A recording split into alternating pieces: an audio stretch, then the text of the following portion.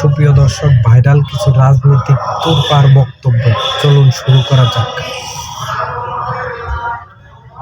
দেশটার মধ্যে যে কি শুরু হইলো বাবুরে বাবু, এখন আবার আরএস ফাহিম রে নিয়ে শুরু হয়েছে। দেখেন ভিডিওতে। আসলে আরএস ফাহিমদের দেখা আমাদের শেষ, এই আরএস ফাহিমদের এই তরিকাদের দেখা আমাদের শেষ। যেই যেখানেই দেখবে তাকে শুধু গণদোলাই দেওয়া হবে। কেন? যে দেশে দর্শকের শাস্তি নাই সেই দেশে খুনিদের শাস্তি আমার নিজের হাতে। যখন দেখবো যে আইন আমাদেরকে কোন রকম কোনো সুস্থ তদন্ত বা সুস্থ বিচার উপহার দিচ্ছে না, তখন আমরা নিজের হাতে আইন তুলে নিতে বাধ্য হবো। এ কেমন বক্তব্য দিল দেখেন এই ভিডিওতে। বুকের ভেতর অনেক ঝড়, বুক পেতেছি গুলি কর, কারণ এই ঝড়ের সিমটমটা একদিনে তৈরি হয় নাই। বসন্তে বসন্তে শেষে কালবৈশাখী এসে আমার তরুণদের হৃদয়ে সেই ঝড় তৈরি করে দিয়েছে টর্পেডোর মতো করে, যেটা 24 হয়ে ফিরে আসে, যেটা 90 হয়ে ফিরে আসে, যেটা 71 হয়ে ফিরে আসে। স্বরাষ্ট্রমন্ত্রীকে নিয়ে এই চ্যাংরা কি বলে দেখেন এই ভিডিওতে। সালাউদ্দিন আহমেদ, ওনাকে সংবিধান আহমেদ বললে মনে হয় বেশি যুক্তিযুক্ত হয়। তিনি আজকে সংসদে দাঁড়িয়ে দাঁড়িয়ে জনগণকে সংবিধান শিখান, সংসদ সদস্যদেরকে সংবিধান শিখান, তিনি মাস্টারি করেন। তিনি এটা আবার বলেনও যে সবাইকে পড়াইতেছেন।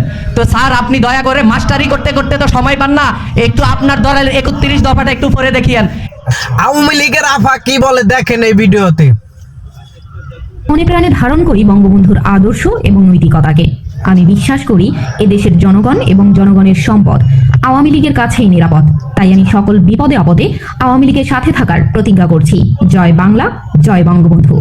হাসনাত আব্দুল্লাহ কি বলে দেখেন এই ভিডিওতে। অনেকেই বলেন যে ভাই আপনি যেভাবে কথা বলতেছেন, এই যে একজন বলতেছে আপনাকে তো সরকার ফান্ড বন্ধ করে দিবে। সো হোয়াট, মানে আমি কি সরকারের পাচারবো নাকি? মানে মন্ত্রীর সাথে সম্পর্ক রাখবো একটা অনেক সুবিধা পাওয়ার জন্য, সংসদে দাঁড়ায় দাঁড়ায় একটা ন্যায় কথা বলা থেকে বিরত রাখবো নাকি? ভাই মানে আমার জবাব দিতে হচ্ছে মানুষের কাছে, মন্ত্রীর কাছে। এমপি আমির হামজা শাহজালালের মাজার নিয়ে কি বলছে দেখেন এই ভিডিওতে। আমি নিজের কানে শুনেছি একজন মৌলানা, আমি নামটাই বলি, তার নাম আমির হামজা। সে বলছে হযরত শাহজালালের মাজার ভাঙলে নাকি তা 5 কোটি টাকা দিবে জামাত, তারা দিবে। মানুষের উপর মিথ্যা ট্যাগ লাগায় কিভাবে দেখেন এই ভিডিওতে। যে কাজ আপনারা করেছেন এই কাজ জীবনে ফেরাউন করে নাই। আপনারা যে কাজ করেছেন এই কাজ কিন্তু এজিদও করে ঠিক। আল্লাহ আপনাদের যদি একমাত্র হেদায়েত করে, মানুষকে মিথ্যা ট্যাগ লাগিয়ে সেই শামীম পীর সাহেব কুষ্টিয়াতে দেখলাম আপনারা ট্যাগ লাগাইছেন যে কোরআনের বিরুদ্ধে কথা বলছেন। নাউজুবিল্লাহি মিন জালে কোন আল্লাহর ওলি কোরআনের বিরুদ্ধে কথা বলতে পারে না।